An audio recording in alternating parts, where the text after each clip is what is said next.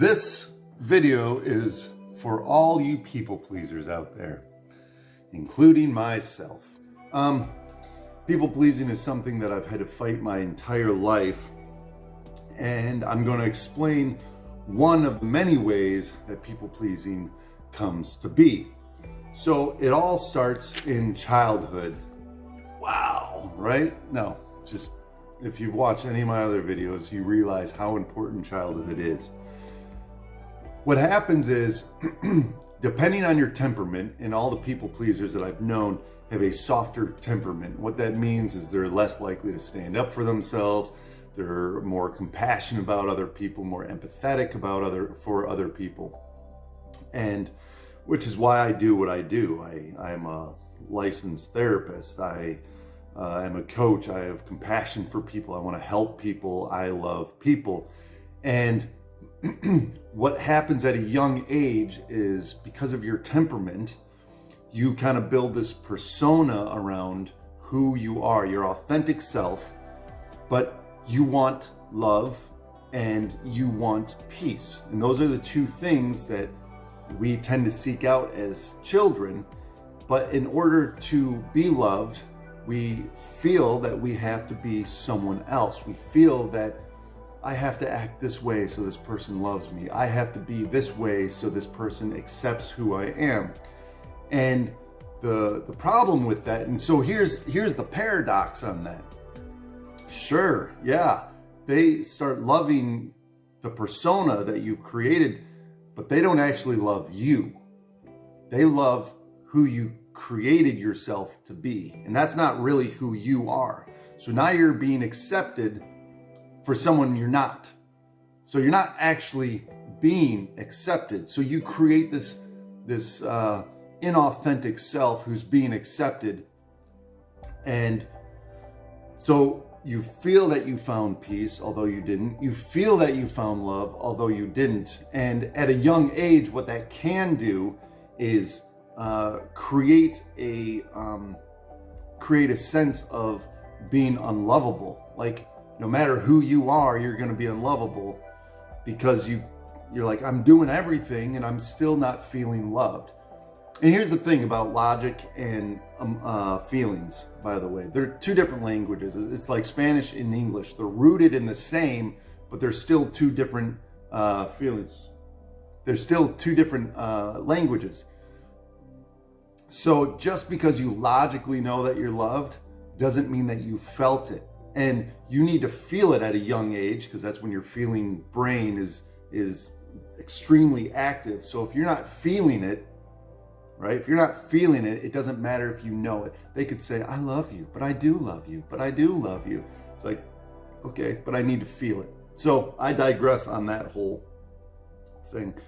So you create this persona, and it's a coping mechanism. It's a defense mechanism. You create it at such a young age, and it conditions your body, it conditions your central nervous system, it conditions your limbic system, all that. You are conditioned, and then it goes into your adulthood, right? That's what true transference is. As a therapist, you'll hear transference and countertransference, but true transference is the transfer of that inner child beliefs, feelings, thoughts, behaviors.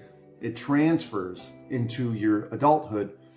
And then one day you wake up and you're like, man, I don't have the career that I want. I don't feel loved. I feel lost. I don't know who I am. Fill in the blank of whatever it is. So then the question is, what do you do about it?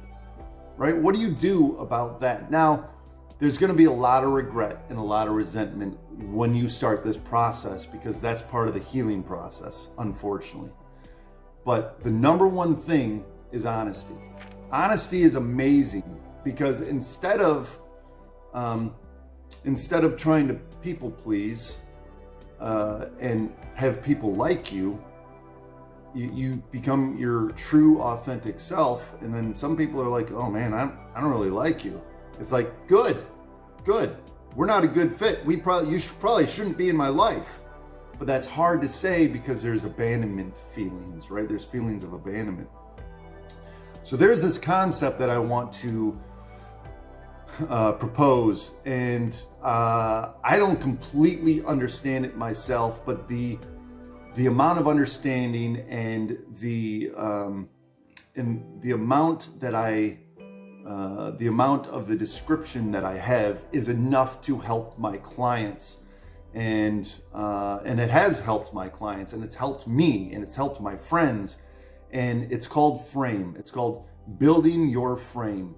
So what you do, so the first step always is you need to sit down and observe. And I've said this several times. You need to sit down and you need to observe, where in my life am I being inauthentic, right? Where am I being disingenuous? Where am I lying to myself? Where am I lying to other people about who I am? So that's the first step. But the second is to either write this down, make a list in your head. If you saw any of my other videos, you know that I'm a big advocate for journaling, right? I think you need to write it out. Writing versus typing or just talking does something different in the brain. It's a different part of the wiring. So you sit down and you start writing down the things that belong in your frame. So explaining frame for me, and the way I explain it to my clients is like this. You know what your principles are. You know what your values are. You know what your limitations and your strengths are. So you know what you want to do in life. You know what your hobbies are. You know who you want to be.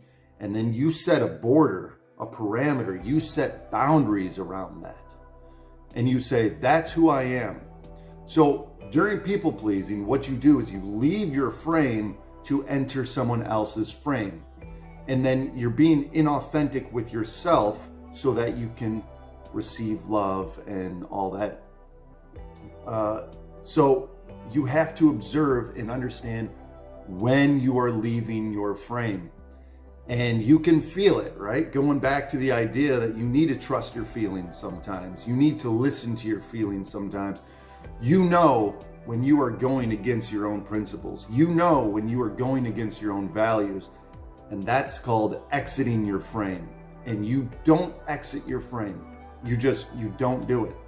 When you do it, there are consequences that ripple out into the world, that ripple out into relationships and careers and what have you, wherever you are in life.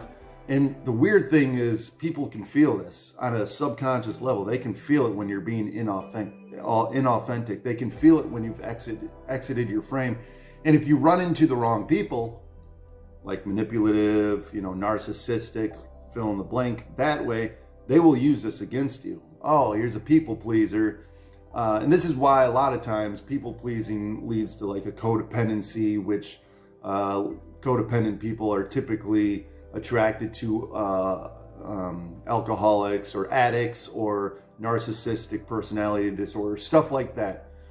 And on a subconscious level, there's a communication that's going on. And this is why it's so important for us to be in tune or observe, who we genuinely are and when we're leaving our frame. Creating your frame, understanding your frame, and maintaining that frame. And so something that you do have to say to yourself, right? This kind of comes back to that self-talk or a mantra, an affirmation is maintain frame, stay in your frame. When you start feeling it, when you feel yourself leaving your frame, bring your energy back, bring it all back, bring your focus back to, why am I leaving my frame right now? What is my frame? Why am I leaving it? And how do I maintain it? Well, how I maintain it is I continuously repeat to myself, maintain frame, stay in my frame, stay where I am, okay? Be my authentic self. This goes back to the honesty, that if you can be honest, if you can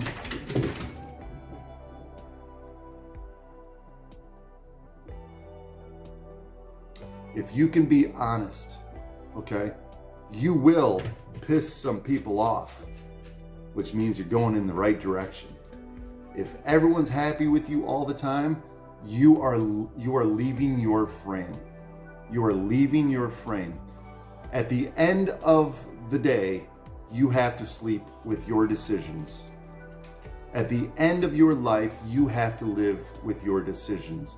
Whether you feel that you created them or not, whether you left your frame to enter someone else's, you have to live with that. You are going to find peace by maintaining your frame.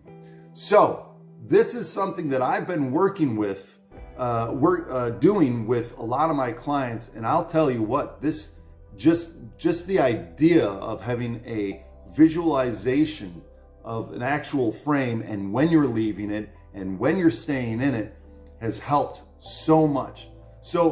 Helped them so much and helped me so much. Guys, maintain that frame. If you need help creating your frame, if you want one-on-one coaching or any therapeutic counseling, feel free to reach out. I'll put my email address up here. It's also in the description, along with other social media outlets that I have. Feel free to leave a comment. Please hit that like button, get the algorithm going. Until next time, my friends. Until next time.